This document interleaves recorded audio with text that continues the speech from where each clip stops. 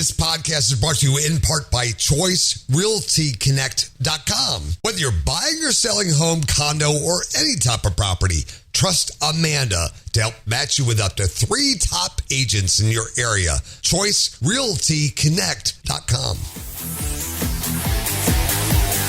Hey, all you rock stars from Washington, D.C., this is the Rock on the Money podcast, episode 141. Can you believe it, Amanda? Yeah.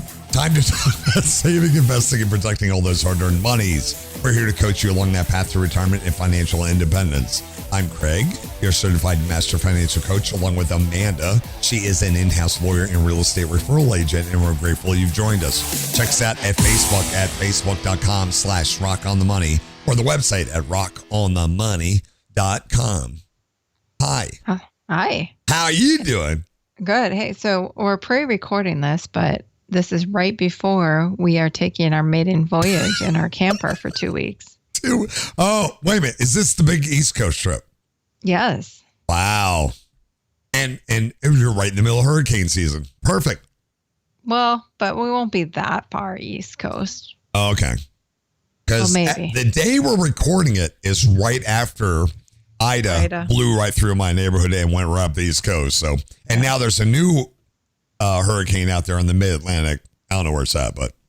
Well, you make a good point. So, yeah, the hurricanes, once they come through the Gulf, they kind of go up all through the whole land. So you don't have to be on the coast to be impacted. But we get the remnants. Oh, great. Thanks for one more thing for me to worry about. No, we only get rain. We didn't get the wind. It was just the rain. It's just normal. It's just knowing what roads not to go over. That's all. No big deal. Well, and also sitting in a small little tin fort while it's pounding rain isn't going to be super fun. Let me tell you, it was coming down. It was coming. I mean, I have no problems where I'm at, but it was coming down. You float away. Super. Great. Hey, I'm here to support you. I'm your biggest cheerleader. Once again, because last episode, people like that, we're going to do another one. We're going to do a little topic here, and then we're going to have some social media questions, Amanda. Okay. So this popped up in my news feed. It's so weird. I'm getting the strangest news on my Google phone because it tailors itself to whatever I'm looking at. Uh-huh. For some reason, I'm getting all this relationship stuff and things of what not to do. I'm like, oh my God, what have I been searching for? This thing came up from Kevin O'Leary, and we've talked about this before, Amanda. It's what can you do to prevent a bad, maybe a future marriage or something like that. The last episode we had where the two were already engaged. They've been dating for 3 years. And suddenly, right when they're getting ready to get married, she announces she don't want to work anymore. Surprise. Yeah, surprise. Oh, by the way, now that we're at the wedding planner, we've given her a check. Guess what? So this article happened to pop up from Kevin O'Leary. You know Kevin O'Leary, don't you? Well, not personally, but yes, I know. Mr. Wonderful from the Shark Tank. Anyway, he had an article on CNBC about when you should talk to the other person you're dating, seeing, or whatever's going on, about when you should bring up the topic about money and try and get a sense, is this person in line with what I want moving forward? Especially since we're all doing the baby steps out here and we don't want to mess up our money for the future. We want to be able to retire. If you have somebody that wants to spend money all the time and thinks, it's good to just travel all the time and live on debt, and you don't, it's probably not a good time to find out. So can you just briefly read this article here that I sent you? Story time once again, folks. There you go. All right, here we go. Chocolate and flowers may be the go-to gifts when a couple first starts dating, but if you ask Kevin O'Leary, the best thing you can give a new romantic partner is transparency about your finances. The chairman of O-Shares ETFs and a judge on CNBC's new show Money Court. Oh, I'm not familiar with that show. Oh, you have to watch that, by the way. You're legal. You got watch. It's all about money, and he's a judge with some panelists, and they list these couples and stuff. It's great. Okay. All right. So he's a judge on the show Money Court. Tells CNBC Make It that by the time a new couple are on their third date, they should lay their cards on the table and discuss your financial objectives for the rest of your life. Okay. I feel like that's premature. Well, we'll get to that. O'Leary, who also recommends couples get a prenuptial agreement before marriage, says that the number one reason couples separate is because of financial stress caused by factors such as differing viewpoints on how to handle finances. By discussing money early on, couples can help stave off any unpleasant surprises down the line. Do you have any debt? Has your family been bankrupt? Do you have a brother that's gone bankrupt? All of these difficult conversations need to be had before the marriage, before people move in together. Because within 5 to 7 years, they'll manifest themselves as the reason you separate. Money isn't something couples should fight about, but instead something they should agree on, he says. So that came from CNBC, and I'll include the link in the show notes. So, third date. See, to me, the third date is probably something else, is they're probably working on. But where's my bell? There you go. So I agree with you. I think third date's a little premature because I don't want to release my too much personal stuff on the third date. Too premature. I think putting a number on it, period, is probably too much. I think the point is, once you start to get serious, it should be a primary conversation you have, along with what your stance is on having children and, other important value-driven conversations should be had long before you get to the proposal stage. But third date, that might scare people. It's like, wow. It might be different for Kevin O'Leary, though, because he is so wealthy that he has to bring it up sooner. But then again, anyone he sees, they're going to know who he is. I would think so. People know he has money. Yeah. So I would think gold diggers he has to figure it out himself or get some background checks going or something. I mean, if you're a popular person, people know who you are, I would think you really got to be careful. Yeah, I completely agree with him that a prenuptial agreement should be a topic for just about anybody nowadays. And so that's certainly going to be a point when you find out if you're on the same page, but it should happen long before that. Can I bring that up real quick? I agree about prenuptial agreements. I think it's a totally different arena now than it was decades ago.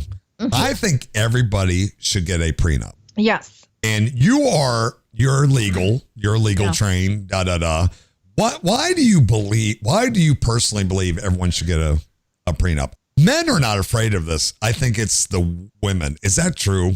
I'm probably jumping conclusions. I don't know if that's true. I think that the prenuptial agreements can protect women's rights just as much as men's. Well, a lot of women are making more than men now. So well, and it's not just financial. Sometimes there are agreements in place about, there might be penalties for cheating on someone, Oh, okay. Yeah, there's all sorts of things that can go into a prenuptial agreement, not just monetary. So it's a good way to make sure you're all completely on the same page. And if you're not, but you still go through with it, then you already have a pre-agreed to path to exit without involving really expensive lawyers. Because all they have to do is it's like having enforce a will, right? the agreement. Is that what you would say? Enforce the agreement? Yeah, so there's no drawn out process because it's already there. Well, yeah, I mean, it's probably not going to cover everything. So you're still going to have a process, but it's not going to be as complicated of a process. I'm curious, all the people listening, send us your comments to podcast@Rockland USA. Do you believe in prenups? I'm going to throw this in the group, Amanda. Boy, is that going to stir up the hornet's nest. Okay. Do you believe prenups are good now in today's day and age, in modern society? I believe in them. I think it's a smart thing to do. Yeah. Anyway. Now, I'll tell you, there are some things that will invalidate a prenup pretty easily. You know, like if you don't sign the contract before the wedding, pre is important. Pre means before. If you wait until after the marriage, then you need your attorney to reconstruct your agreement, and it has to be a post-nuptial. Now, who would do an agreement after they were married? Well, I guess it depends situation. Yeah, that's true. Mm-hmm. But that would be a sneaky little trick, wouldn't it? Yeah. If your agreement's based on or contains information that's not true, that would, be a reason to invalidate it. If, you're not being truthful up front. This is way too complicated. Yeah. If someone was pressured into signing it, if they, if you're trying to change your rights or duties with respect to like child support or just agreements that on their face are just what they call unconscionable or just completely unfair. So, I mean, it doesn't mean you can't contractually make a bad deal, but if it's so unfair that, under the totality of the circumstances, then it was, there's a good possibility it was signed either under duress or someone was coerced into it, then it would, wade into the unconscionable territory. All right, perfect. So I forgot what we're talking about. What are we we've talking about? determined that prenups are good, and you don't have to do this on the third date. You can play your little other game because I know you're probably thinking about something else on your third date, so you can at least wait a little later. Yeah. So some of the other things that he mentioned, though, like the questions, I really don't think it's really relevant if your family members have been bankrupt. Yeah, that's weird. I saw that. I'm like, if your brother has gone bankrupt, who cares? It's not part of your debt. I don't understand what the issue is. Like, what does that make that person? That's unless he's trying to get at, are you close enough to your brother that you would give him money or loan him money if he runs into financial trouble again? I mean, that would be the only way I'd see that it's relevant. Yeah. I agree with you. Or he's overthinking it. I've made a ton of mistakes in my life about overthinking, and so I don't overthink anything. I was like, whatever, is this it? That's all I need to know about. So I'm with you. I don't understand that. I would like to know what their debt is. How much is a six figure? If you have a 6-figure debt, because it will now be yours.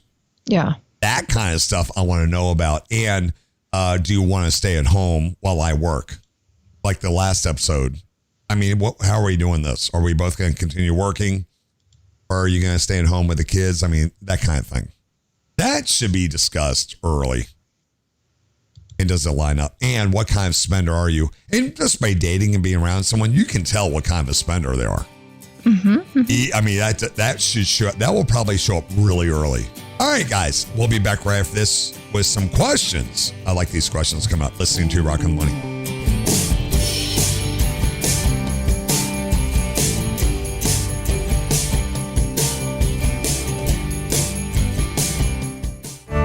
Hey there, rock stars. Amanda here with ChoiceRealtyConnect.com. Are you about to sell your home or excited to buy your first or next home? I'll be honored to help you find an expert to work with you in your local area. At ChoiceRealtyConnect.com, I'll help match you with up to 3 qualified licensed agents that specialize in your specific market. Choice Realty Connect serves every zip code in all 50 states with a network of 15,000 top-rated agents that are ranked within the top 5% for sales. Whether you're selling or looking for a condo, new construction, retreat, vacation property, or you're a first-time home buyer, let me connect you with the perfect top agent today. ChoiceRealtyConnect.com. The choice is yours. Amanda Braun is a Florida licensed real estate with a brokerage, Realty Connect. Rockland, USA.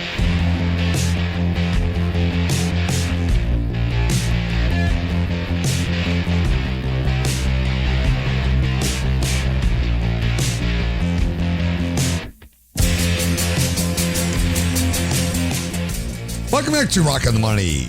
Check us out at Facebook.com/Rock on the Money and join the Facebook group there, where we're going to get this page up and running here. Check us out on our website at rockonthemoney.com, and our podcast is located on every platform out there, and that stupid little Alexa thing on your kitchen counter, and the Google Hub thingy, S-Tub, just to ask it. Just say, play the latest episode of Rock on the Money. Guess what happens, Amanda? Your face comes right up there, and I kind of stay in the shadow. But you come right up on my display. That's probably helpful for our listeners, yeah. Yeah. Hey, question number 1. Do you have any suggestions on a net worth tracker? So interestingly enough, I actually just use a spreadsheet. I use Google Sheets. I use Google Sheets. I mean, at that point, you could use a notebook or whatever. Yeah, or a piece of paper. And all we're trying to do, Amanda, right, is we're listing all of our assets, our house, what equity we have, estimated, your cars, your stuff. Do you have any bank accounts? Do you have blah, blah, blah? You add up all your stuff you have, and then you make a list of all the things you owe. And the difference between the two is what? Your net worth. It's kind of like a P&L statement for a business. Yeah. So, I mean, there certainly are calculators out there, NerdWallet, which I just love NerdWallet's tools and articles and everything, but they have a net worth calculator. Yeah. Dave Ramsey has one, Bankrate has one, Personal Capital has one. So if you're using an app for your finances like Mint or Personal Capital, it's probably built right in. Yeah. You basically just, what do I have? What do I owe? And there it is. And that's, it's your home business. We do a snapshot of our net worth at the end of every month because, it changes. It's pretty simple. Yeah. Don't overthink it. Question number 2. For you, Amanda, real estate referral agent with, what's your website again? It is choicerealtyconnect.com. Like if I want to buy a lake house property, I come to you and say, hey, Amanda, I want to go to North Carolina and I want a lake house. Yeah, actually super easy. And the fastest way to get all the information to me that is necessary is just to go to the website, fill out the form. Your information only comes to me and my brokerage. And then, of course, it gets passed on to the the agents that you're referred to, but it's not like sold to other companies to send you all sorts of information. And you're only going to be contacted by like 3 agents that you can choose from. So I know people are really leery about filling out forms online, but that's the best way is to fill out the form. It'll come to me and my brokerage, and then you'll be contacted by 3 agents. But yeah, enter the information like where you're looking, what your budget is, your name, when you're looking to buy, those types of things, and then you'll get contacted right away. All right, here's the question. For free. There's no cost for the referral. There's no additional cost. So, get the referral all day, every day, because it is really a high quality agent that you're going to be referred to. You've used your own referral service. Is that not true? Yes, absolutely. And I will be using it as well. And before I had the referral service, I just took a risk with Googling and trying to read reviews and finding agents, and it's been hit or miss. But once I started using the referral service, it has been just an outstanding and really noticeable difference in the quality of the agents. Question number 2. I'm not just saying that because I have it. It's because you have access to that information because you have the license, all that. You have a special access to get the best of the best. Not Brian's sister's uncle, right? Who just got his license and needs a sale. Yes. Yeah, you don't want that guy. You want the people that do it. They're making sales and they know how to get you the best house or selling. They can sell it for so much more. Like we had a lovely listener of ours on quite some time ago, and she shared her experience, and their agent was able to get them, like $50,000 more than they thought they were going to get in asking, and that was before the market went crazy. Right. It was 50, right?